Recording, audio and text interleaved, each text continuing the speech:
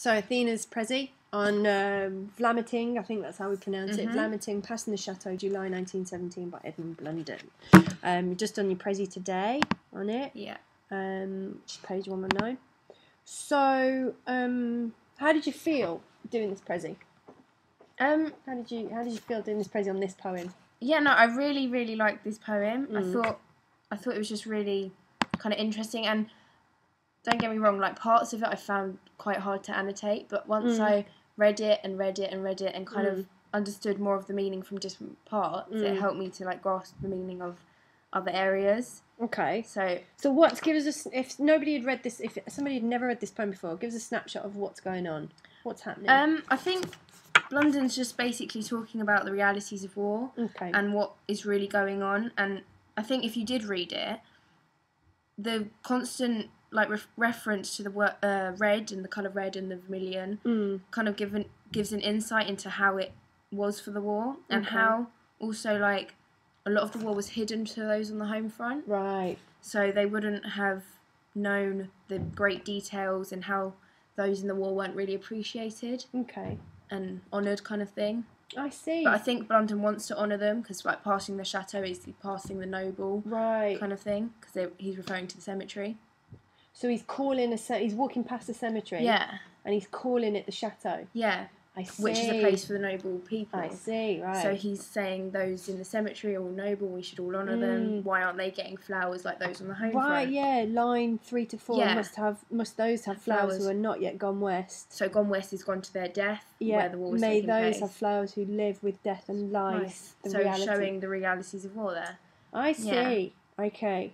And then he talks a lot, he discusses more about flowers, doesn't he?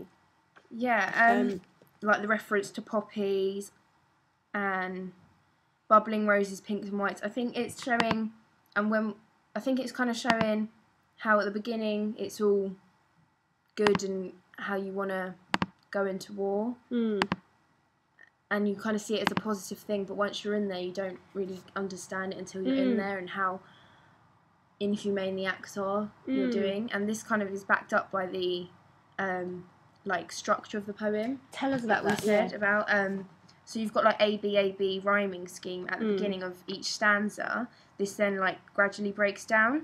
So like saying when we were discussing in class, so like when they first got their uniforms, it'd all be shiny brass on their uniforms, but gradually they'd just be worn down and dirty and just kind of torn down by the effects of war. Just like the rhyme scheme is in this. Just gradually breaking down. What style of poem is this, did we work out? This is I think it's a sonnet. Absolutely, yeah. 14 lines. 14 lines. An octave and a sestet, so it's almost an original sonnet. Yeah.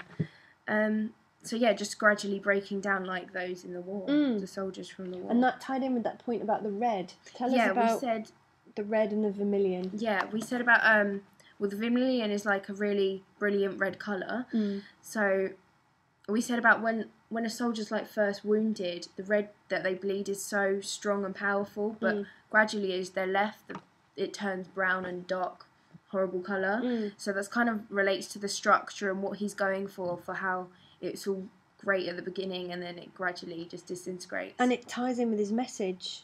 We have this quite high language throughout, don't we? Damask, which is Shakespearean, damask cheek, vermilion, and then you get this last rhyming couplet, but if you ask me, mate, the choice of colour is scarcely right, this red should have been much duller. Yeah. Which is his argument all along. Yeah, definitely. Like that their true colours are never shown. So they should the bright colours should be dull and just to show to show the realities of war. Definitely. Fantastic. Yeah. Also we kind of looked at, I said about the damask is like when I searched it, it's a fabric, and I kind of said again masking the truth of the war, how the fabric kind of masked it all for those on the home front. Yeah. And they were never really understood what they were going through and never honoured. Yeah. To a great extent. And how they should be. And if you look at the line above, such a gay carpet, poppies by the million, such damask. He's obviously talking literally about a carpet of flowers. Yeah. He's just visually, that whole visual thing and nature, which he's really like constant with nature in all his poems, like the Zonnebeck Road. He's again about the disintegration of nature and how that's alongside the soldiers kind of thing. So definitely the theme of the cycle of nature. Yeah, definitely.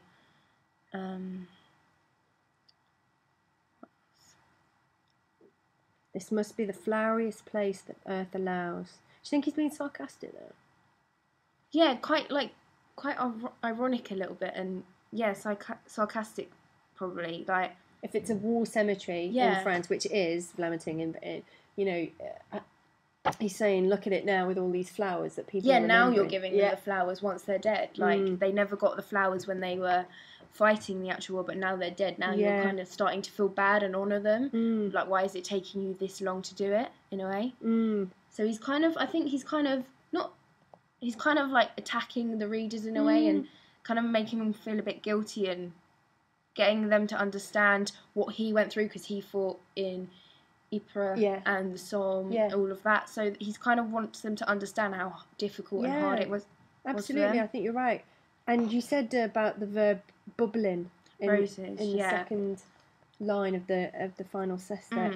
You're right. His voice, the tension of this poem. You think at first can sense it. It's lovely. It's got flowers, poppies, but this bubbling roses, pinks and whites. It's kind of building up to it all, and how all this purity is gradually becoming so impure and gonna turn into such vermilion and damask.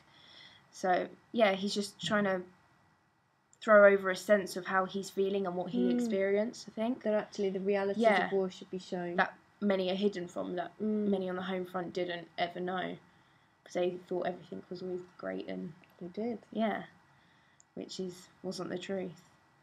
Yeah, fantastic. Okay, thank you very much. It's okay. Thank you.